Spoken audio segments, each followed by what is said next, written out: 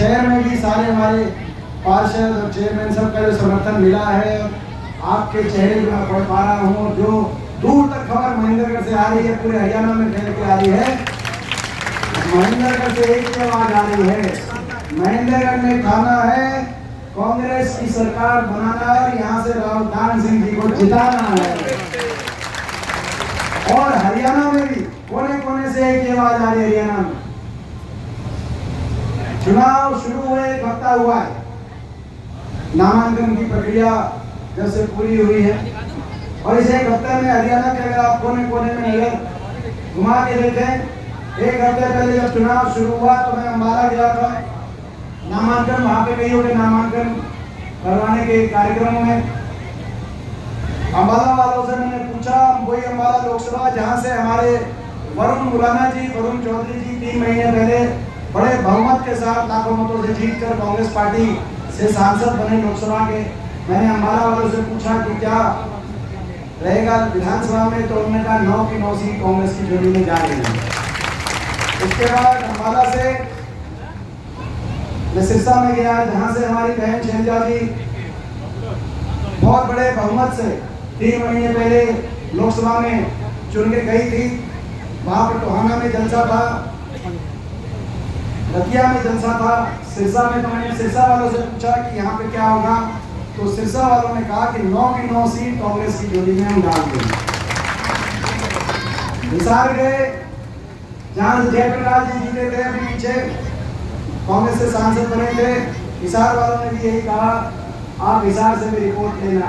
सोनीपत गए, जहां से पंडित सतपाल ब्रह्मचारी जी, हमारे श्रद्धेय सतपाल ब्रह्मचारी जी महाराज पंडित जी बहुत बहुमत से जीत के गए, अभी लोकसभा में कांग्रेस से सांसद बने थे। तो सोनीपत में जब गए तो सोनीपत से भी यही खबर आई, वहां तक की खबर भी आप तक आ गई होगी, और गुड़गांव की भी जो खबर है वो भी आप तक अच्छी खबर आ गई होगी।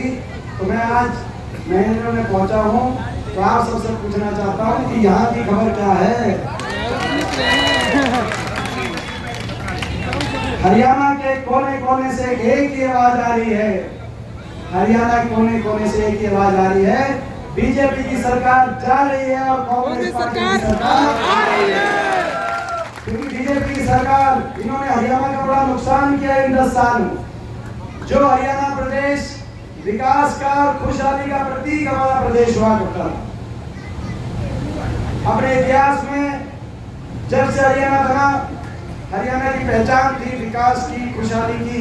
10 साल की बीजेपी की सरकार में वो हरियाणा विकास की पटरी से तो उतर गया, हरियाणा की नई पहचान बन गई, देश में नंबर 1 बन गया हरियाणा बेरोजगारी में।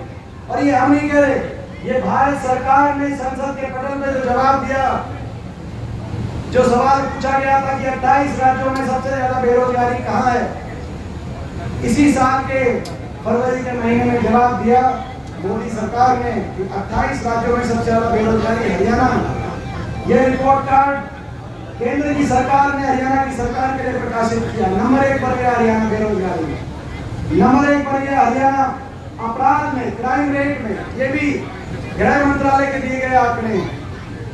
हरियाणा में नशा बढ़ गया, महंगाई, देश में सबसे ज्यादा वैट, हमारे समय 8% वैट हुआ करता था, जो अब 17% वैट हो गया। सबसे महंगा डीजल, पेट्रोल, रसोई गैस का सिलेंडर आज कहाँ हरियाणा में।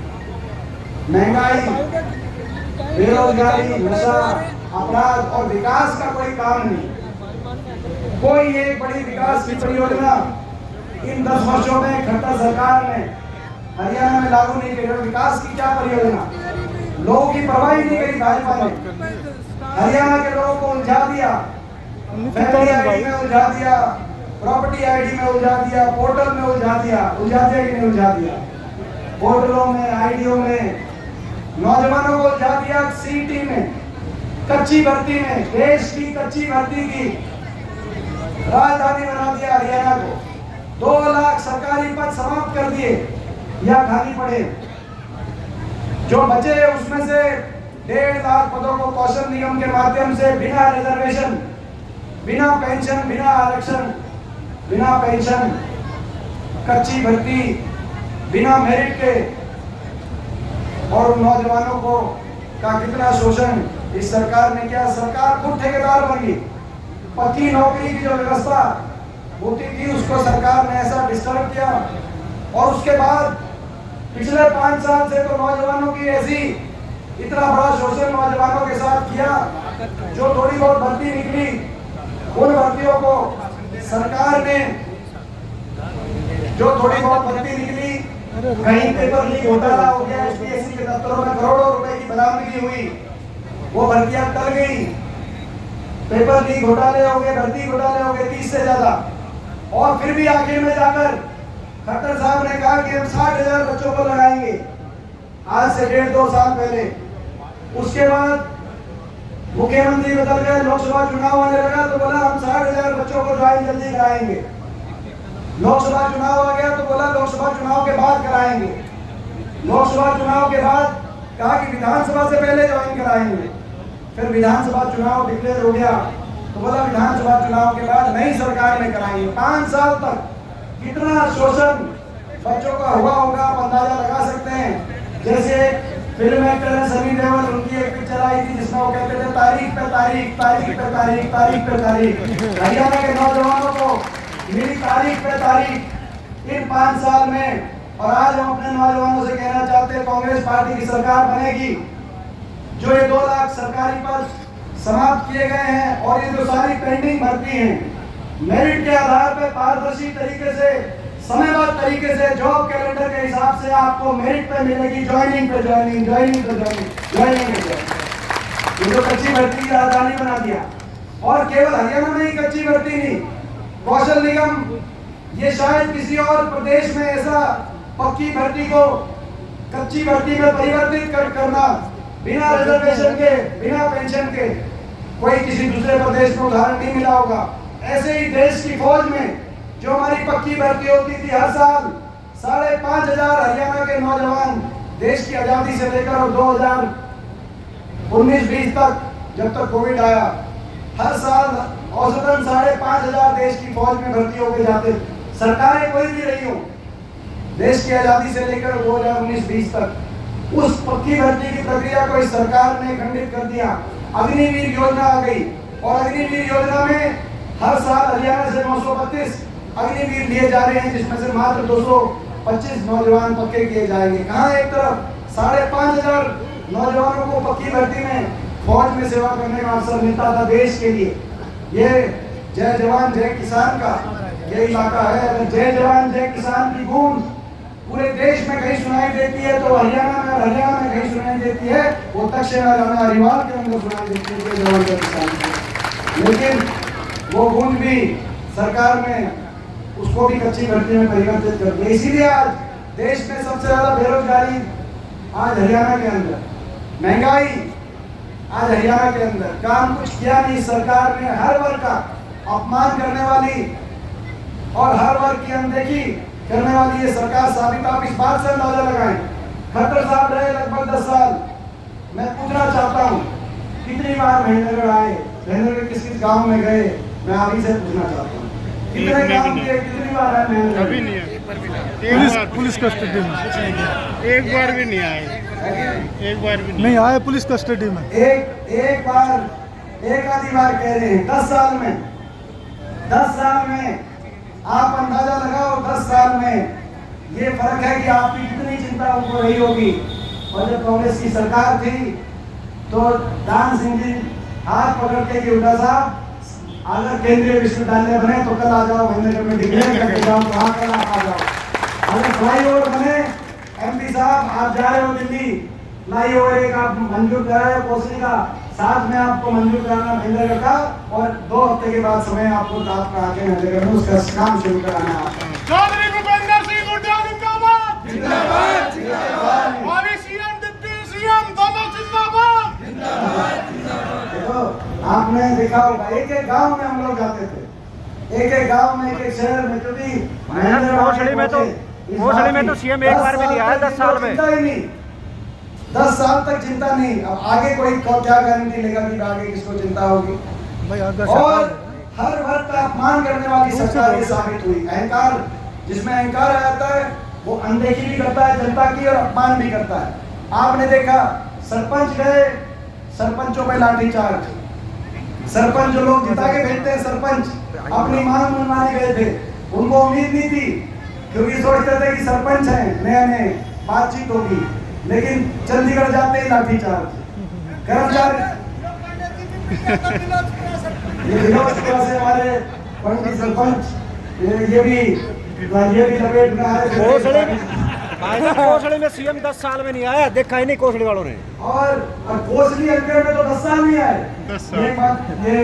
ये कोसली से आए हुए हैं, 10 साल में खट्टर साहब नहीं आए।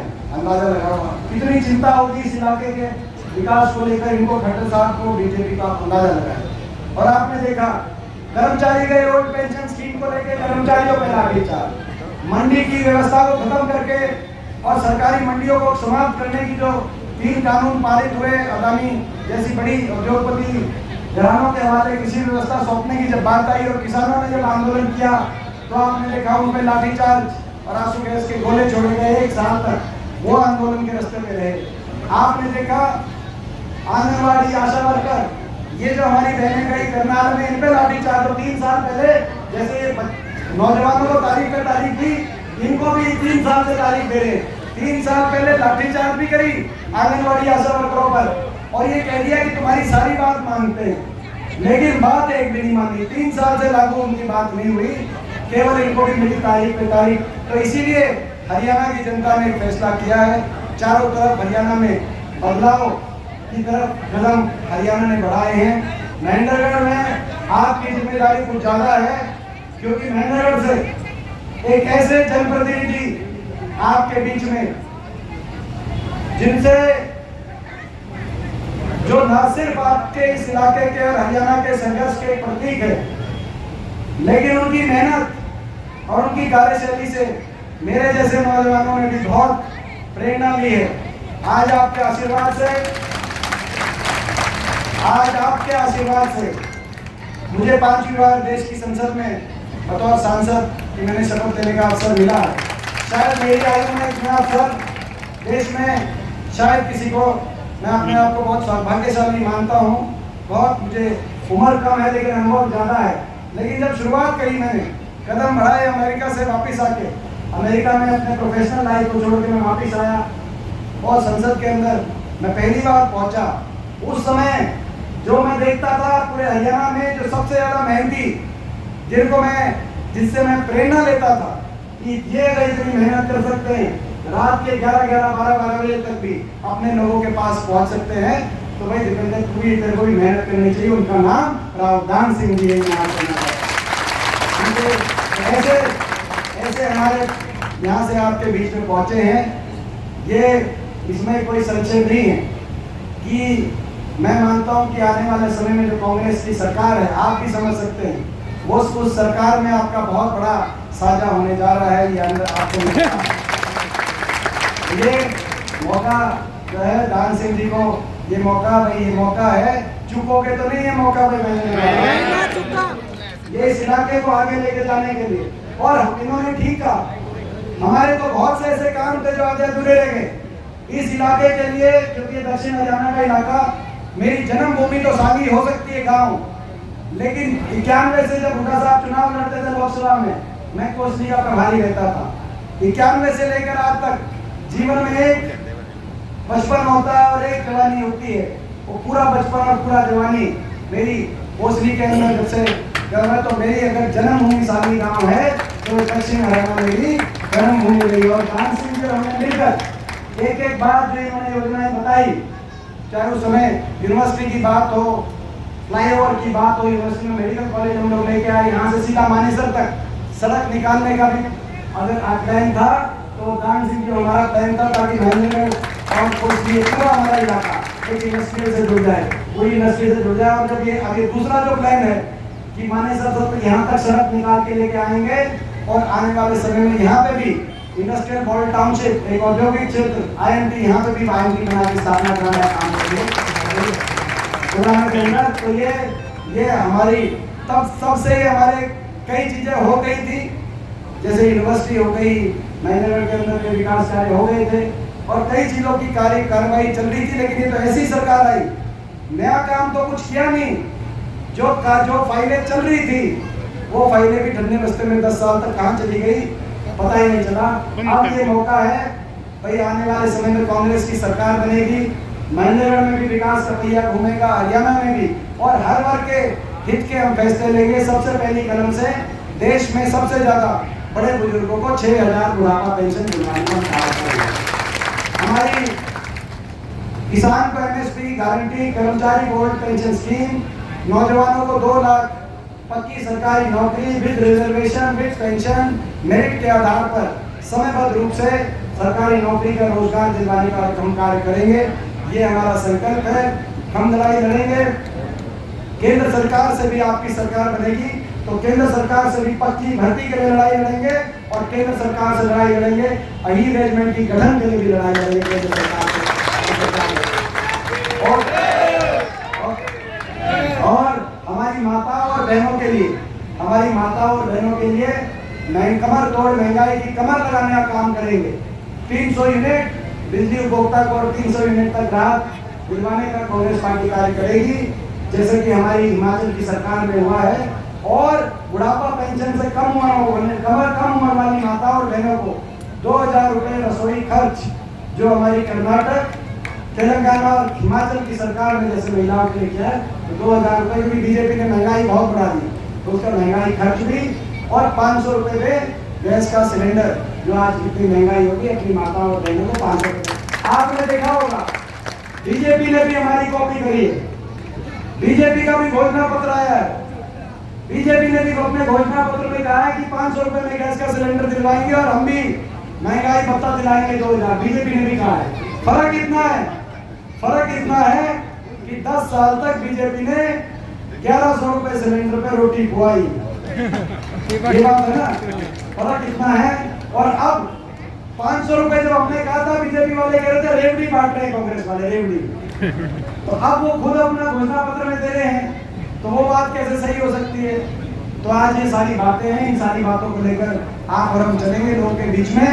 मैं आप सबसे आखिर में यही पूछना चाहता हूँ, भाई ये जीत तो पक्की है महेंद्रगढ़ से,